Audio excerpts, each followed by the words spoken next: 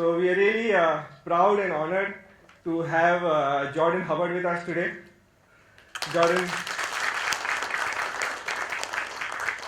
Jordan Hubbard is the CTO of IX Systems. He's also the creator of FreeBSD Unix.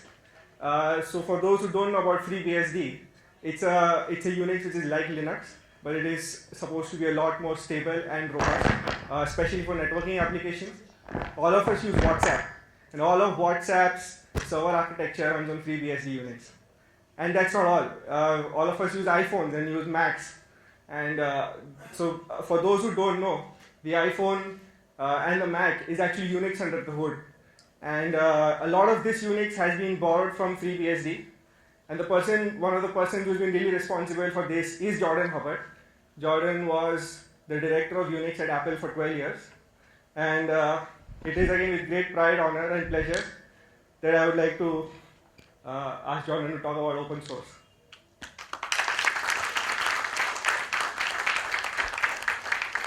Okay, thank you very much. Yeah.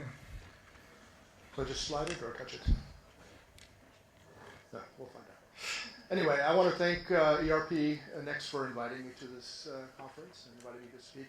This is my first time in India, so it's really an honor for me and a great experience so far to see this country. So as Shab says, I'm the CTO of IX Systems, and yes, I'm here to talk about monetizing open source. But I think he probably already gave a better introduction than I ever could. But again, I've been in the software industry since 1977, so I have about 35 years of experience, and I've done it every possible way you can imagine in software engineering. I've done proprietary products, I've done sort of closed source, I've done open source, I've done things that are sort of a mixture of the two, and I've worked on some things that have failed catastrophically and some things that have worked really well. So it's actually important to make mistakes as well as have success, because you learn a lot of things from both. And one of the things I'm actually proud of is that I have open source in the very first Comp Sources Unix archive back when Usenet was the internet. And so I've been releasing open source for quite a long time, just a little generic library for handling virtual strings or something, as I recall. And I did a number of things in the years following, because I noticed that when I was doing closed source stuff, that a lot of my best work is dead, along with the companies that died. So companies don't last forever. And so it was kind of a sorrow for me that I would work for weeks, months, years on something, a great library or a great application. At least I thought they were great. Maybe they weren't, who knows. But it doesn't matter, because the company was acquired or went bankrupt or whatever long after I left, and that code is gone. And so I learned actually pretty early, especially when I was doing consulting, that if I could get my stuff open sourced, I could use it in my next job, first off, which was useful if you were going to write a generic library or C++ template class or something. You want to use it over and over. You don't want to write the same string package 20 times in your career. And 9 times out of 10, my employer actually didn't care. This was just a utility library or a small application or a small tool or even a little programming language or something. So getting it open sourced meant that the software survived and I could use it again. And that's actually what led me to the BSD license. Linux is great, but the BSD license lets you use your stuff in both commercial and non-commercial applications. So I could take my own code and it could be embedded in a product that wasn't open source, and I didn't have to rewrite it, and I didn't have to argue with the lawyers that they should allow some scary license into their proprietary code base. So that's what brought me to BSD and what led me to co-found the FreeBSD project in 1993. That was actually mostly out of frustration. I was working on about 17 different versions of Unix, and most of them didn't work in some way, and they didn't compatible heavy. Linux didn't exist yet. So, I worked at UC Berkeley for a number of years, so it was just the natural thing for me to do to try and get that open sourced and working as an open source product. So we sort of grew up at the same time as Linux, but Linux was sexier or something. So again, as was already said, I was director of the Unix group at Apple for 12 years, and I got to do a lot of interesting open source stuff there. I pushed very hard to get some of the core technologies open source, again, so that we could use them in FreeBSD, things like libdispatch and launchd and whatnot. And there's some other projects that I'm doing right now where you're going to see actually me taking some of the Apple stuff into BSD. So again, without open source, I couldn't do any of that. Finally, I'm the CTO of IX Systems. We do FreeNAS, which some of you might have heard of. It's a NAS appliance based on FreeBSD. We're customers of ERP Next. They're helping us to write our next generation ERP system. But I'm actually not going to talk about FreeBSD or FreeNAS here. I really want to talk to you from the perspective of if you want to start your own open source project, if you want to clone his success, how do you do it? What are some of the do's and don'ts? So, secret to monetizing open source is you can't monetize open source. And what I mean by that is, and this is a perpetual question that comes up in companies that are doing open source, is how do we make money on open source? You're not actually making money on open source. There's a great article, I don't agree with all of it, but you can Google for it, which the title is Why There Will Never Be Another Red Hat. And one of the premises that article makes that I totally agree with is that Red Hat was in the right place at the right time. And they made a lot of money just supporting open source and explaining to other people how to use Linux, because at the time companies had no institutional knowledge, they had no administrators who understood Linux, they certainly didn't know how to customize it, how to productize it. So Red Hat was right at the right place at the right time. But since then, well, there are thousands of open source projects. There are thousands of companies who are using Linux, millions of companies who are using Linux probably. Lots of companies using FreeBSD as well. It's in routers, it's in storage appliances, Juno OS and Netflix and lots of things based on FreeBSD. So the knowledge has disseminated to the point where you don't really need a company to help you anymore. So this old services model and sort of selling know-how model doesn't work like it used to work. So what you're really monetizing is your people. Open source is like the honeypot that attracts good people. And then you sell the people. And that's really what companies are paying for. They're paying for specialized skills. They're paying for craftsmen. So if I could make an analogy, it would be like you want to build a new office building and you found a source of building materials for free. Some crazy guy says, I'll give you all the wood and steel and nails, everything you want for free. I'll even deliver them to your job site. But I'm not going to build the building. That's not my job. So you need people to build it. And that takes time. That takes effort. You need to build a custom solution for custom requirements. That's what people are paying for now. And they're paying for all the services around it. You can sell a certain amount of support. You can sell a certain amount of hand-holding, but actually not as much as you would think. People aren't going to pay millions of dollars for support contracts. They will pay millions of dollars for software engineering because that's expensive and they understand that. The support contract is meant to come sort of, along for a reasonable yearly price. So you're not going to get rich selling services or support at least, but maybe things around it as well, custom deployment, specialized builds. But again, that's software engineering again. So really the major service is software engineering. And the other thing you're really selling is speed. It's time to market. Because if somebody had to sit down and write a complete operating system from scratch or a programming language from scratch, well, nobody does that anymore. That would be stupid. Right? You take an off-the-shelf product and then you customize it to your needs.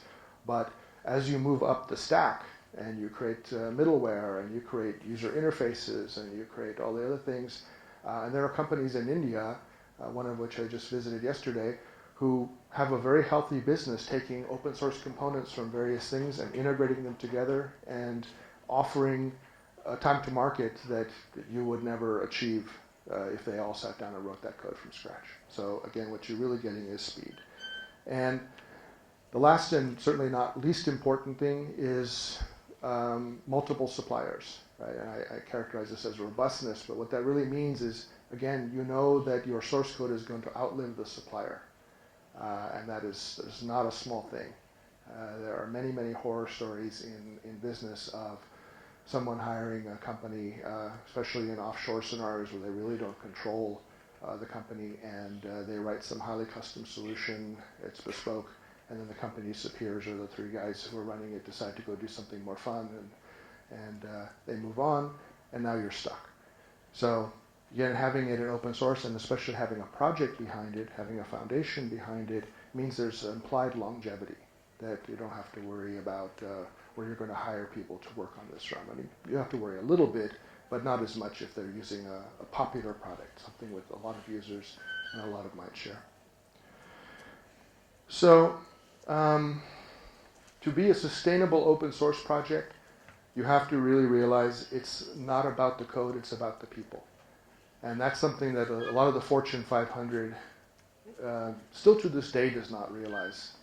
They think if you throw some code over the wall and open source your blah blah project, that everybody will flock to that code and pick it up and run with it, and you'll be popular and successful. When in reality what happens is you throw the code over the wall, it goes squish on the other side and immediately starts to rot.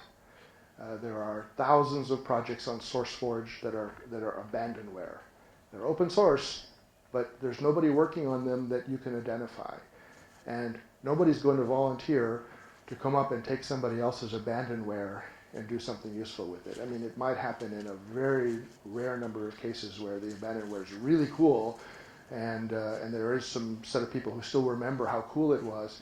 But a company called SGI in the United States threw some graphics libraries over the wall, and there were some really cool 3D visualization toolkits that I was sure were going to be amazingly successful. They went nowhere. Maybe 6 months of interest, and then it just died out. Because what people really want in open source is to work with your engineers.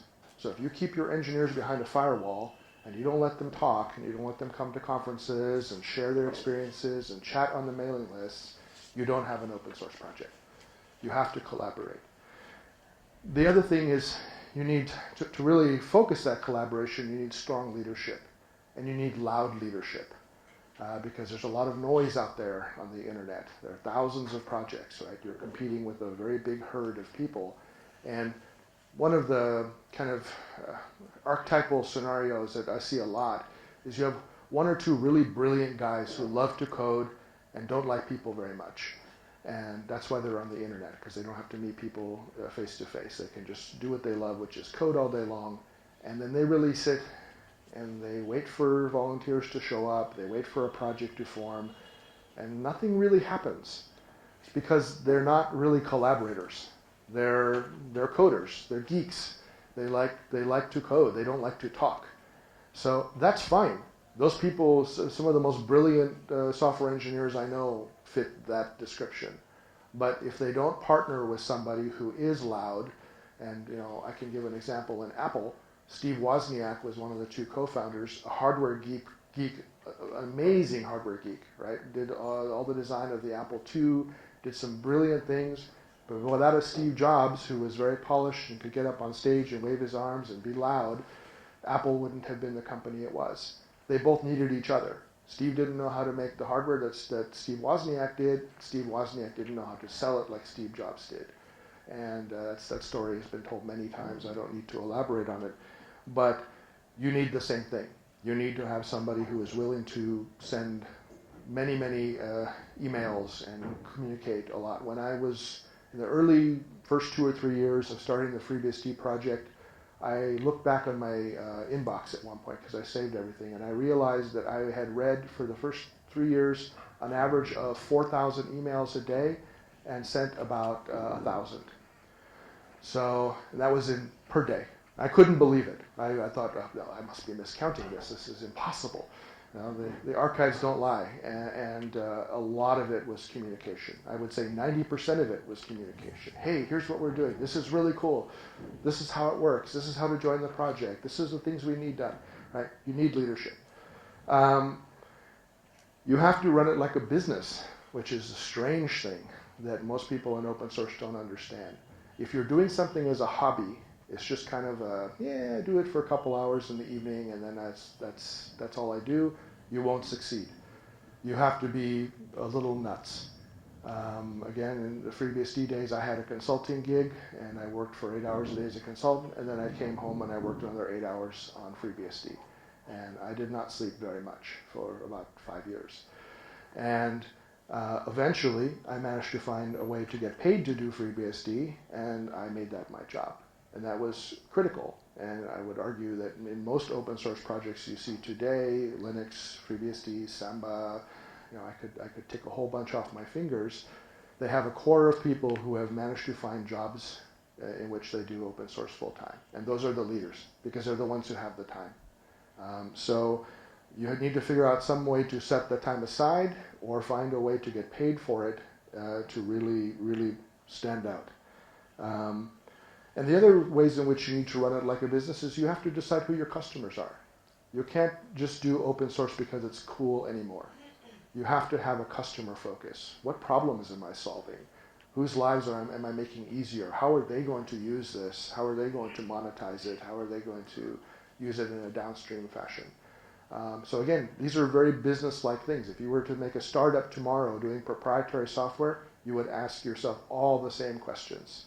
What is my market? Who are my users? What is my ship date? And how am I going to get there? How am I going to market what I do? And again, what are my long-term goals? You can't just live for the week or for the month. You have to have a roadmap. You have to be aiming at something that's pretty hard to do and have a plan on how, at least it can be a modifiable plan, and you can change course periodically. But the analogy I like to use in open source is you have to have a mountain to climb. People like to do things that are hard, and they like to understand that that's the goal. We're going to the top of that mountain. There are 20 of us here, and we're going to get to the top, and maybe some of us will die in the way, but it'll be exciting. And that, people are a little crazy that way. Okay, great, death, let's do it. People do that in real life, and they certainly do it in open source. It's a little bit less dangerous than climbing a mountain, but certainly a lot of hard work involved, and people are up for that if you can explain what you want to do. So the other thing that comes up is people when they try and figure out how to monetize open source, they try and make some of the features pay and some of the features free. That model does not work. I'll just say that right away. If you're going to create like an adware-driven application or a NAGware app or one with in-app purchases, you don't have to be open source. Just make the product, right? If you're going to do that, just do that as a business. Because when you're doing it in open source, if you start hiding certain things behind your firewall and you say, well, no, this is not open. This stuff is open. Trust me on this, but this I'm keeping for myself. You're not really an open source project, and you're not really preaching the right gospel, and you won't attract volunteers. As we saw the picture of all the Wikipedia volunteers, there isn't a commercial Wikipedia and an open one, and they wouldn't volunteer like they do if there were two. So don't do differentiating features. Again, pick some, do custom applications. Do things for a specific customer that you get money for. Or do higher-end, very, very narrowly focused products, but keep the open source open. It has to be innovative. You have to stand out somehow, right? There has to be something about your product that is more elegant, more artistically pleasing, even if it's a really nice website. That's usually the open source startup methodology in the United States. First, you create a great-looking website. Second, you pick a logo and you make some T-shirts. And third, you write some code. I don't recommend that order, by the way, but that's what a lot of people do because they see it's marketing. It's 50-50. You have to do both. And even if you just focus on the code because you're a coder and you don't know how to create a great website, well, make the code compelling in some way. Make it really easy to install. make it really elegantly designed in a way that attracts developers. But you have to stand out. As I said already, it needs constant attention.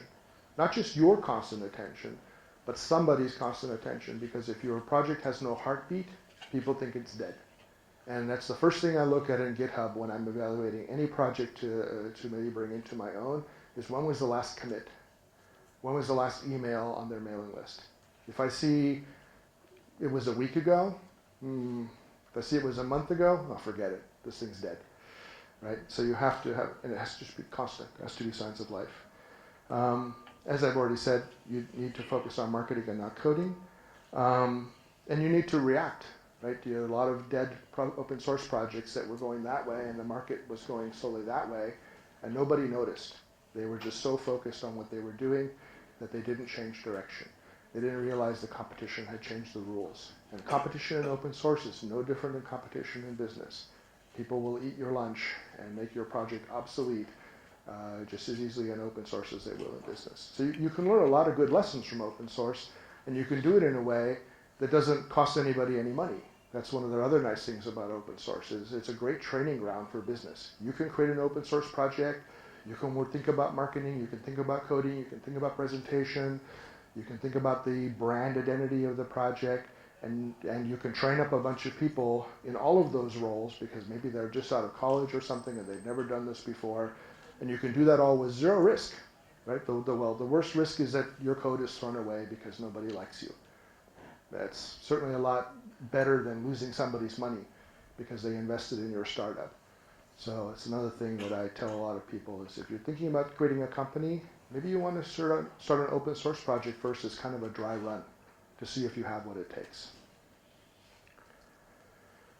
So the last thing is that what's really cool about open source, especially now with the internet providing what it does, and it wasn't as good as it was when I started back in the 70s, obviously, but you can do this from anywhere. The thing I would really love to see in India is a lot more people embracing open source in schools, using it as a teaching tool, joining open source projects as, even while they're in college or in school. I started programming when I was in high school. So I learned from books, and now you can learn from the internet. And that's great. That's a great way to stand out, because the worldwide population of engineers is already in the millions. In 10 years, it'll be in the tens of millions. It's a high-growth industry. There's a hiring boom in India right now, so a lot of people are right now studying computer science, and they're asking themselves, even while they're in school, how do I stand out? What am I going to put on my resume? And how can I attract an employer? Well, you can do it like this, and you can do it very easily because open source is international, and we work with in the FreeBSD project and in the FreeNAS project, we work with people all over the world on a daily basis.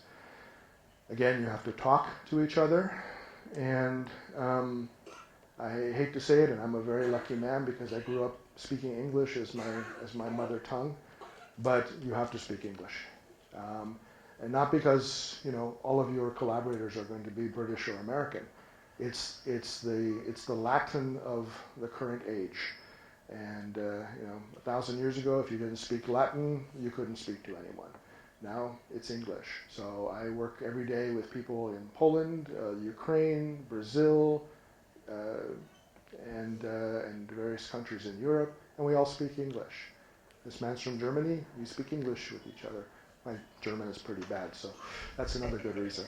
But if we were speaking on a mailing list or in a forum, where you're being, every word you speak is being read by many people, you have to speak in English.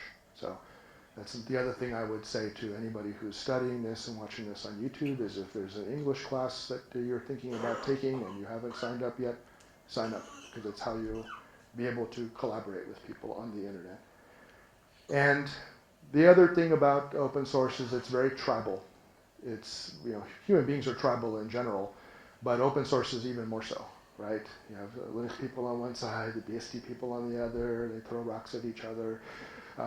And that's okay. Your open source community will have an identity, and they need to feel some sense of uniqueness, some sense of common purpose. So if you think of it like a little tribe, or little church, use whatever analogy you like best, that will be very accurate. And it will also explain the behavior of people, especially when the rocks start to fly, because people get very passionate about it. And sometimes you have strife and you have fights, and that's why the FreeBSD core team was first developed, was just to pull people apart and say, you sit over there, you sit over there, shut up, both of you, because you're fighting in public.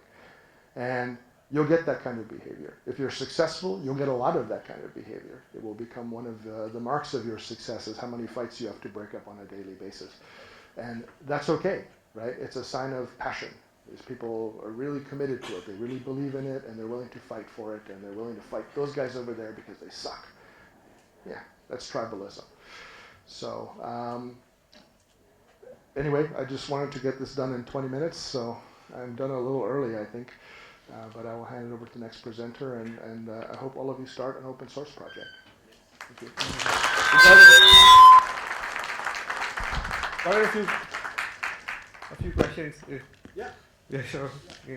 I have time for I'm back. I have time for some questions if you want. Yeah, so I have a few questions, and I'm sure all of you might also have about open source. So one thing is, like we announced, that we're going to start with the foundation. Mm-hmm. So we really don't understand how does governance work. How do we transform from being like a vendor-backed project to a community-driven project? Sure. No, that's a very good question.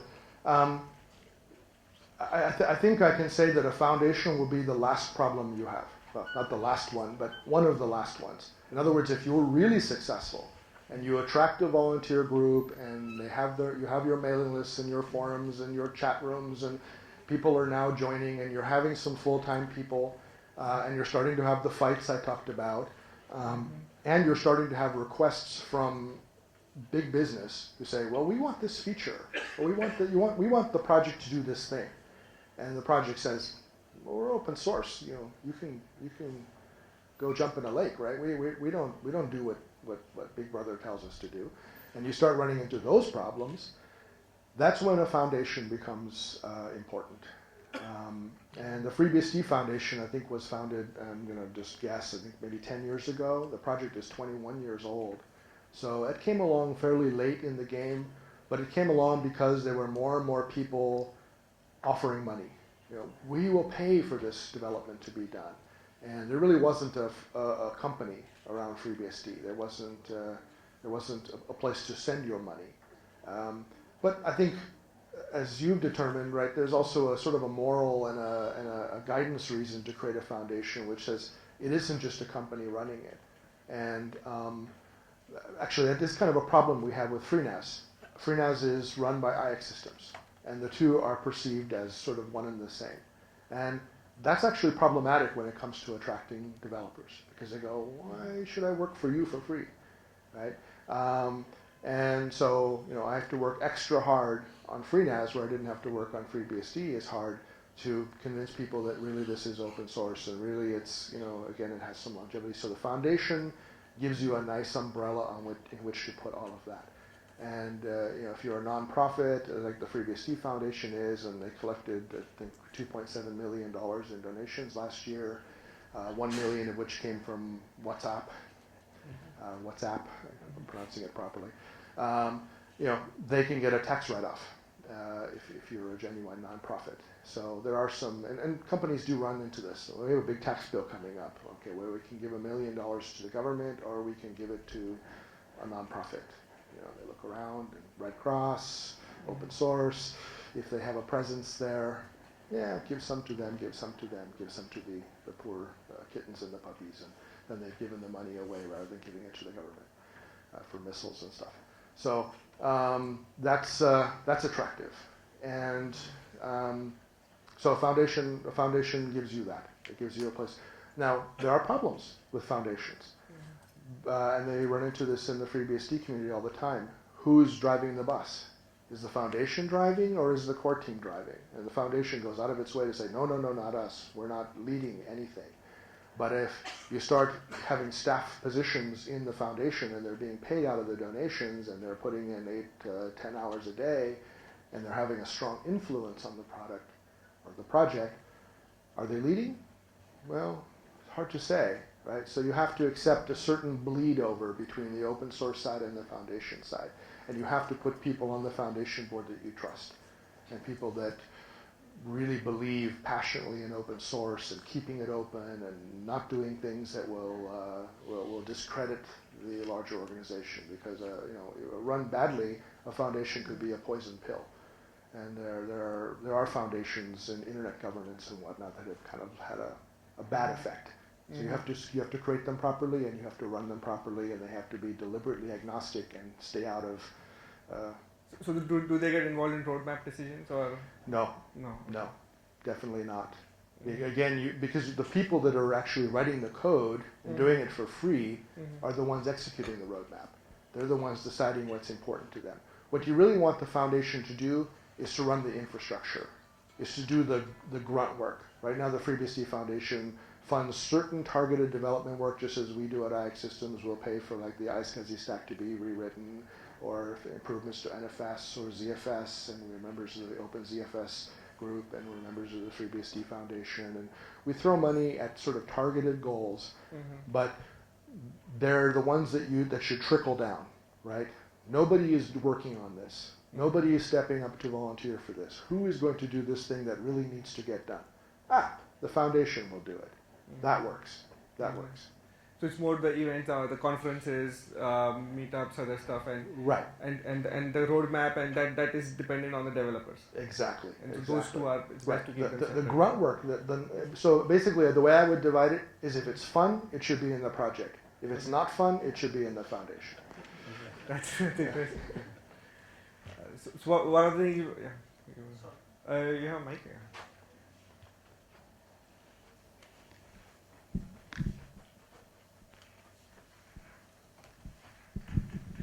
Hi, my name is Bhavik.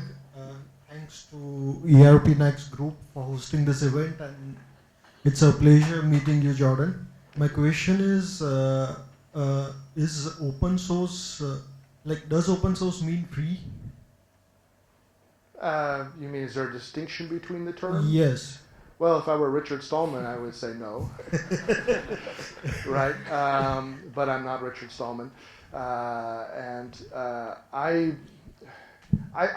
look at the terms as interchangeable, because if you follow the GPL essentially says not only do we want to keep the source free, but we want to make it legally required that it's free. Right? We want to have a stick that says there's some sort of moral and societal imperative that says the source needs to always be free, and it needs to have this certain lineage. I understand that philosophy. That's the free software philosophy. I follow a different religion. I'm a member of a different tribe, and we believe the source code will be free if market forces and just general volunteerism keep it that way. And I have been a member of some projects who had a major fork that was driven by a company or a set of unfriendly people that didn't want to work with others and be nice, and we basically just beat them by being better, right? It's like, fine, you're forked, you do whatever you want, we're going to keep organizing ourselves, and we're going to actually use that closed source or unfriendly fork as a motivation to be better than. We treat that as healthy competition, right? Sort of the capitalist model is the best companies should at least rise to the top, and the bad ones get knocked out because the customers hate them. Obviously it doesn't apply to telecom companies and whatnot, but that model actually works better in open source because it's really, really cheap and easy to click the fork button on GitHub. And I'm a big fan of GitHub, by the way. I think it's really, really democratized open source by making just the infrastructure piece and the forking piece and the contribution piece, as close to automated as you can get. And I see at some open source conferences people handing out cards that have a URL on them, and they say, "Please fork us on GitHub." And I like that because it's sort of they're almost asking you to go do something interesting and different with it. And then if you want to contribute it back, well, great. If you don't, that's also fine. That's the open source model. So let the market decide. Let the volunteers decide. So another question, this could be contradictory, but can an open source project be protected by the as an IP or something? Oh, you mean patents and whatnot? Sort of. I don't really know of any instances of that. There might be some. I know that software patents are a big deal. That's another thing that gets Richard Stallman really upset. And I agree with him there, right? Patents were originally designed to protect innovation and to protect the small company, but they've turned exactly the opposite, right? It's now to the point to where you can't write "Hello World" without infringing 10 patents, right? And you don't even know what patents you're infringing because more are granted every day by the European Patent Office or by the U.S. Patent Office. So they've become a horrible, kraken, a terrible monster that you can't even see half the time. And so there are some groups that have created protective patent portfolios. That's maybe another role for a foundation. If you do want to take out some patents, the foundation should own the patents. But those are they should be purely defensive.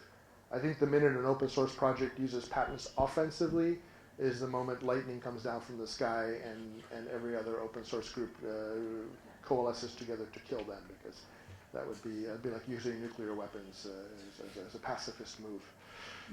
All right, thank you. Sure. Hi, just one follow-up question to what he said. This last week I believe Google and Microsoft settled a patents battle between each other. Mm-hmm. Now, talking of IP, for instance, the brand name. Who owns the brand name? Who owns the copyright to the source code? I think if you could just throw some light on that. Yeah, those are really good questions. So typically in a lot of open source projects, the copyright might be retained by the contributor, but the license terms are still the same, so they sort of all agree to use the same license. And if the license terms are, like a BSD license or an Apache license or a GPL for that matter, the license terms sort of supersede the copyright in terms of, because they say you can use this for anything you want, or you can use it under these terms, and so who owns the copyright? It's kind of it's not something that most people even audit very well, and maybe they should, right? Because I'm not a lawyer, so I don't know all of the legal ramifications of copyright. Other projects like the NetBSD project, before they'll accept a contribution, they require you to sign and send in a form that assigns copyright for any of your changes to the NetBSD project. I think that's kind of a barrier to entry, and I never really embraced that philosophy myself, particularly when you say copyright the NetBSD project or copyright the FreeBSD project. There's no legal entity there, right? You're not assigning the copyright to a foundation. I think the goal is to assign it to something that doesn't even exist, so if someone wants to sue the NetBSD project, they just go, haha, good luck with that, right? We're just a name, we don't exist, legally speaking. We're not incorporated. So maybe that's a reason for doing it, but other than that, I can't think of any good reason for that. And so you had another question? Yeah, the brand name. The brand name, right. So the trademark is a different deal. So trademarks are a great foundation thing again, because if you don't defend a trademark, you lose it. And for example, the BSD daemon, the little character that some of you have seen with the horns, he's actually trademarked, and the trademark is owned by Kirk McCusick, who agreed to own that trademark and defend it. And periodically, when you see the BSD daemon in a porn site or something, he will go out of his way to send them a nasty letter and say, stop that. You can't use it like that.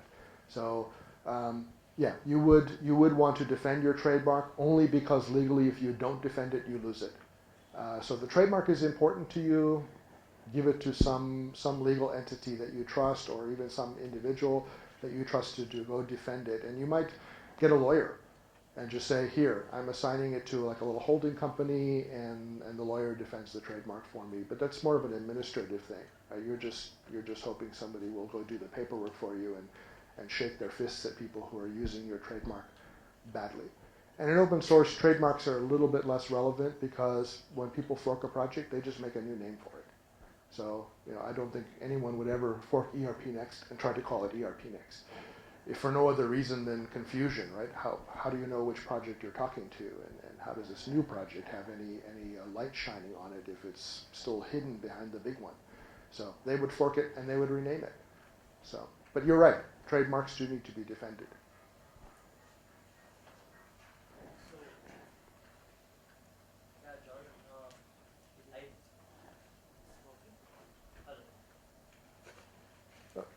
It's audible.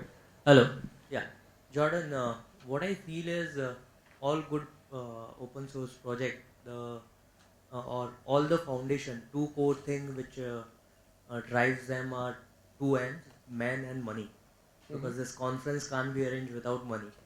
And we can't have good open source project which are like you have been driving FreeBSD for the last 20 years. So there are a lot of people behind it. Okay. So when it becomes popular, a lot of people join it. But like ERP next, and then there are many open source projects which are just growing. So what all challenges you faced to get these two M's and keep your project running for last 20 years? So if you can just give us some experience which can help us to drive our project also for next maybe 10 years, 20 years. Sure. Okay, well, first off, I haven't been driving the FreeBSD project for 20 years. I just did the first 10 or so, and then I went to Apple and vanished behind the firewall.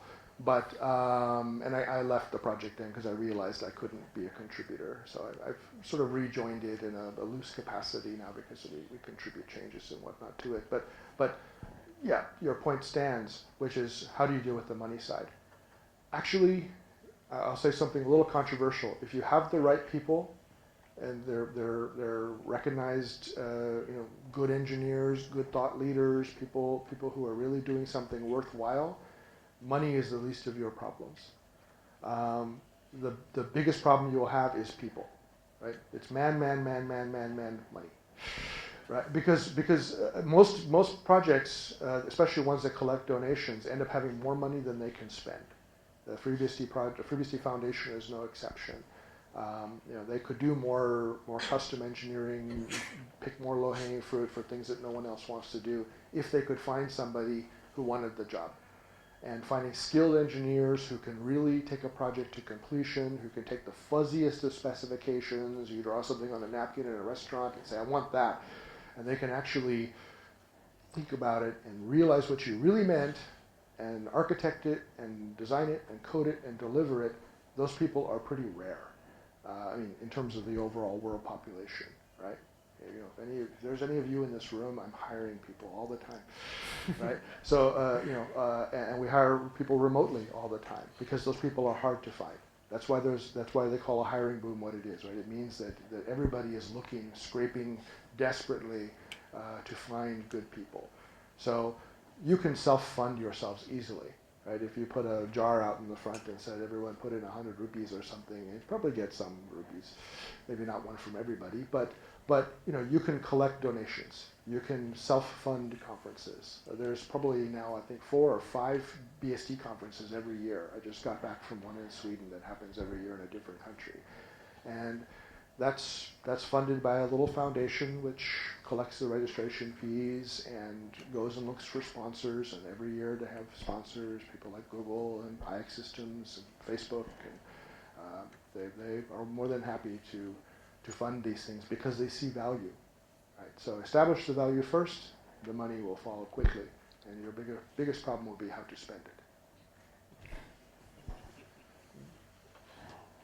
You did mention that the premium version of open source doesn't work well. If you have some features that are free and some are not. Right. But if you see Udo, in a large scale, if you see them, they have been, I would say they are fairly successful because you would find a lot more community developed apps, even though they have gone that way, or they have taken that road. Right. How do you explain that Udo's success with respect to this? Sure. So his question is, in the freemium model, and me claiming it doesn't work in open source, how does a Udo ecosystem be successful and having some stuff that's paid and some stuff that's free? The answer is the ecosystem, right? So if you're creating an app store and you're creating a bunch of SDKs and nice developer tools and you're hosting the apps and you're willing to say, hey, you can charge $5 for your app, and this is something that's increasingly popular with mobile. because there must be 1 billion mobile phones in India now alone, and even babies have them, and and there are apps that they're going to want to run on them. So if you wanted to develop a model for delivering those applications, well, the open source piece could be the servers, and you recruit people to create this sort of free app store, and you encourage, and you have all the SDKs and all the information on how to create apps be freely available. Well, now that's an ecosystem play, because the app store isn't the freemium piece. The SDKs aren't the freemium piece. None of the core is being monetized. It's the ecosystem that's being monetized. And if you run a store and you collect payments through people and you take 5% off the top or whatever model works, you're providing a service now, right? There are many services in the U.S. that do payments, and their SDKs are free for plugging into them, and they open all the APIs. They want people to plug into the payment system, and they make their money from providing the money changing service, and that works fine. 'Cause I don't want to have to worry about cashing checks, right? Even in a foundation model where you're asking for donations. Okay, now let's say you're really successful. 10,000 envelopes come in every month, and some of which have cash and coins in them, and others have weird scribbled checks. And paying someone just to handle the administrative details is totally worth it. And so the freemium model is kind of the same thing. You're paying a percentage to have someone else run the infrastructure for you. But that's not open source. Like I said, with freemium apps or freemium libraries or any product, you don't have to make the source open, right? You can do that completely closed source, and most people will not actually even care because you're really providing an application. Most of the applications on the App Store are free, and they have in-app purchases. So you want to get more little gold coins for your cat or something, then you pay some money, but the game itself is free. Okay, that works fine. But nobody cares that the coin-eating cat application is closed source, right? That's a different thing.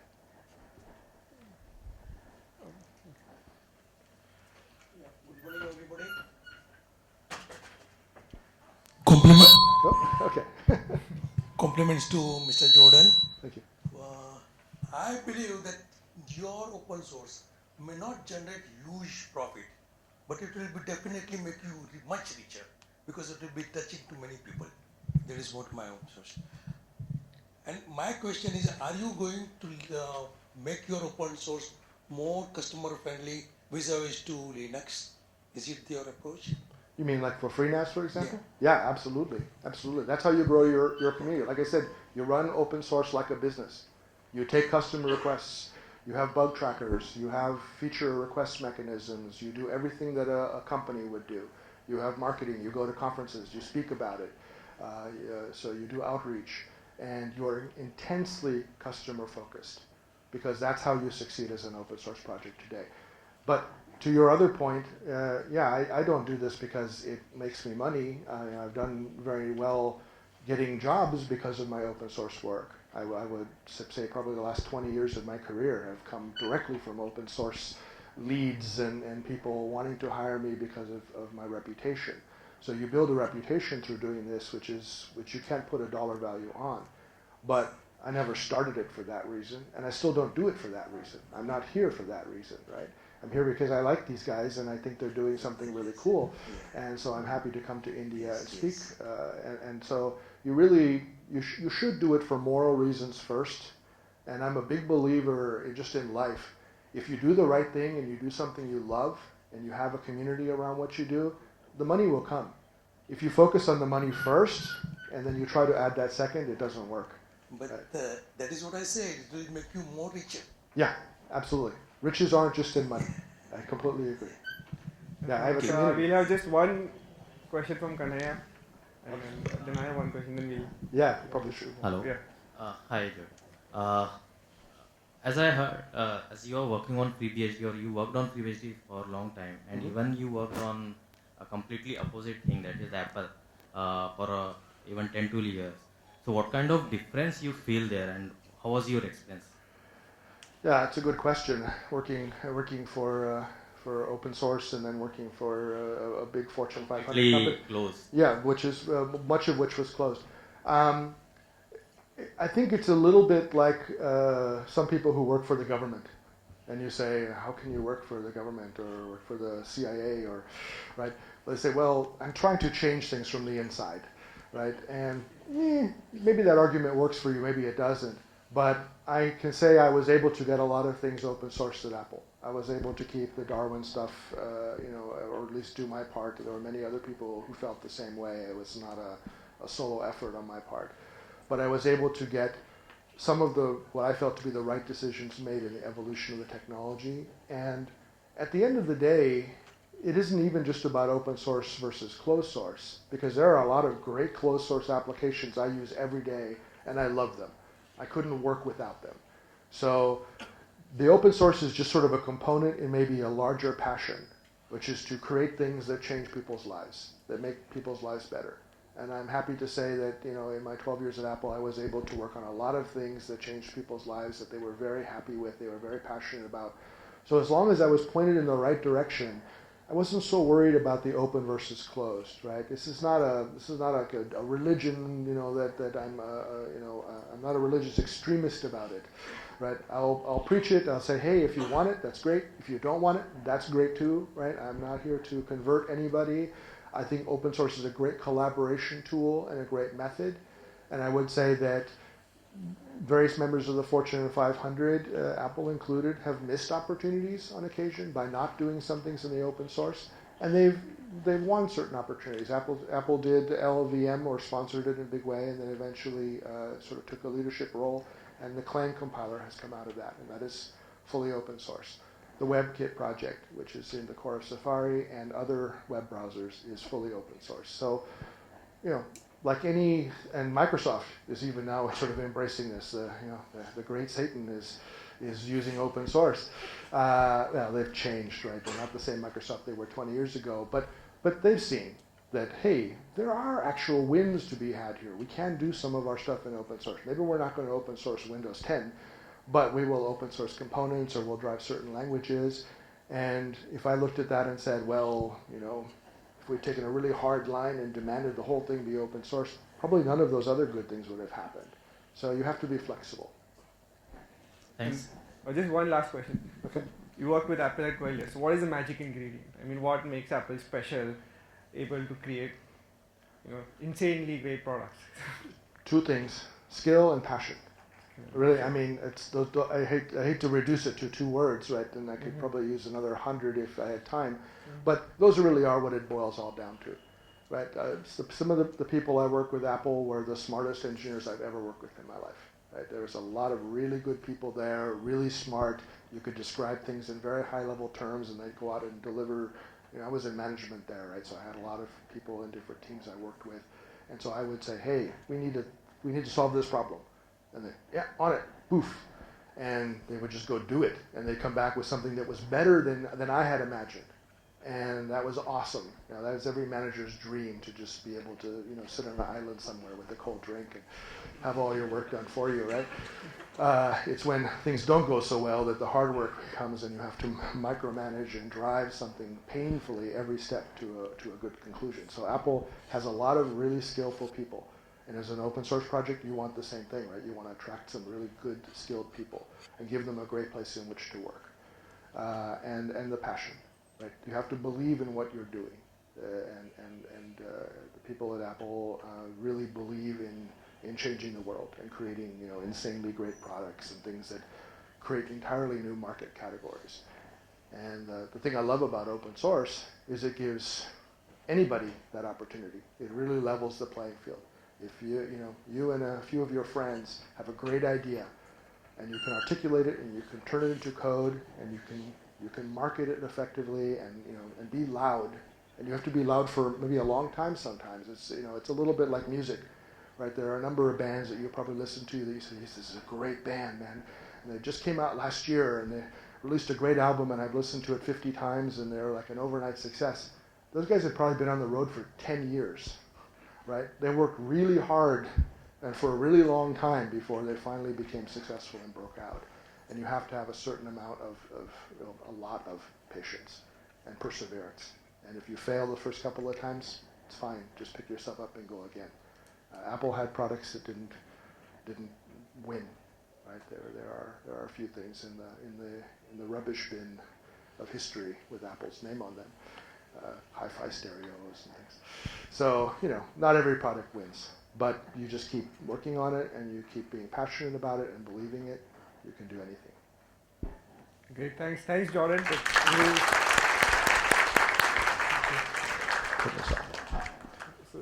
Thank you, Jordan, for a really enlightening talk and I would say pragmatic. I think we got a really great overview of open source and just the wisdom that was shared. It was really valuable for me, and I'm sure all of you felt the same. So thank you, Jordan, once again for coming to India and speaking at the conference. Thank you.